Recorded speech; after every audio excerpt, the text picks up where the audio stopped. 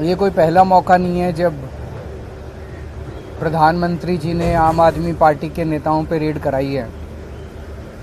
जब से हमारी सरकार बनी है दिल्ली के अंदर, प्रधानमंत्री मोदी जी की पूरी कोशिश है, पूरी कोशिश है कि किसी भी तरह से आम आदमी पार्टी को कुचल दिया जाए, ख़त्म कर दिया जाए। जैसे हमारी सरकार बनी 2015 में, 2016 में इन्होंने शुंगलू कमेटी बिठाई। शुंगलू कमेटी ने हमारी दिल्ली सरकार के तब तक जितने काम किए थे 400 फाइल मंगाई, 400 साढ़े 400 फाइलें मंगाई। सारी फाइलें बड़े बड़े अफसरों ने बैठ के जांच करी और एक पैसे का, नए पैसे का भी घोटाला नहीं निकला। उसके बाद मोदी जी ने हमारे एमएलएज के ऊपर झूठे झूठे केस करने चालू कर दिए। हमारे आम आदमी पार्टी के एमएलएज पे अभी तक 170 से ज़्यादा केस कर चुके हैं, 170 से ज़्यादा, और उनमें 140 से ज़्यादा केसेस में जजमेंट आ चुके हैं, जिसमें सारे जजमेंट मोदी जी के खिलाफ हैं। सारे जजमेंट हमारे पक्ष में आए हैं कि झूठा केस किया गया हमारे एमएलए के खिलाफ, झूठी एफआईआर की गई, झूठी गिरफ्तारी की गई, गलत गिरफ्तारी की गई। उसके बाद इन्होंने पिछले 2 साल से हमारे मंत्रियों को और सीनियर नेताओं को अब गिरफ्तार करना चालू किया। इन्होंने सत्येंद्र जैन को गिरफ्तार किया, इन्होंने मनीष सिसोदिया को गिरफ्तार किया, इन्होंने संजय सिंह को गिरफ्तार किया, इन्होंने कल अमानतुल्लाह खान के यहाँ ईडी की रेड की। मामला चूंकि कोर्ट में है, मैं सब जुडिस है, मैं ज़्यादा नहीं बोलूँगा, लेकिन अगर आपने मनीष सिसोदिया के केस में पिछले हफ्ते सुप्रीम कोर्ट में जो सुनवाई हुई, अगर आपने वो सुनवाई सुनी हो, तो जिस तरह से जज बार बार उनसे एक ही सवाल पूछ रहे थे कि कोई तो सबूत दो, कोई तो सबूत दो। इन लोगों के पास एक भी सबूत नहीं था मनीष सिसोदिया के खिलाफ। तो इसका मतलब सारे के सारे केसेस झूठे किए जा रहे हैं।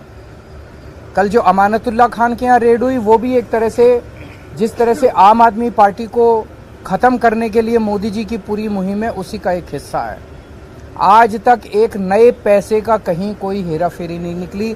मैं नरेंद्र मोदी जी को चैलेंज करता हूं, आप इतनी इंक्वायरी हमारी, बोले बस घोटाला कर दिया केजरीवाल ने, सड़कों का घोटाला कर दिया, बिजली का घोटाला कर दिया, पानी का घोटाला, इतने घोटाले, इतनी जांच करा ली।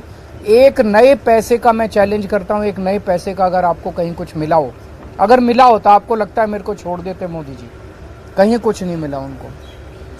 तो ये सारी की सारी जितनी जांच चल रही है, ये सारी फर्जी जांच हैं और उनका मकसद भ्रष्टाचार खत्म करना नहीं है। दूसरी पार्टियों के जितने भ्रष्टाचारी हैं, सारे भ्रष्टाचारी उन्होंने अपनी पार्टी में शामिल कर लिए। हमने देखा महाराष्ट्र के अंदर अभी 2 दिन पहले जिन नेताओं को चिल्ला कर मोदी जी ने कहा कि इन्होंने 70,000 करोड़ का घोटाला कर दिया, उन सारे भ्रष्टाचारियों को, जो मोदी जी की नज़र में भ्रष्टाचारी थे, उनको उन्होंने अपनी पार्टी में शामिल कर लिया। उन पे जितने केस कर रहे थे वो सारे केस खत्म कर दिए। तो भ्रष्टाचार, गुजरात के अंदर मोरबी ब्रिज गिर गया, मोरबी ब्रिज, कितने लोगों की मौत हो गई, कोई ईडी की रेड नहीं हुई, कोई सीबीआई की रेड नहीं हुई। इनके अपने राज्यों के अंदर, कर्नाटक के अंदर बताते हैं 40% कमीशन वाली सरकार, इनकी सरकार को फेमस कहा जाता था, कोई ईडी की रेड नहीं हुई उनके यहाँ, कोई सीबीआई की। बीजेपी वालों के अंदर, उनकी अपनी सरकारों के अंदर किसी तरह की जांच नहीं होती।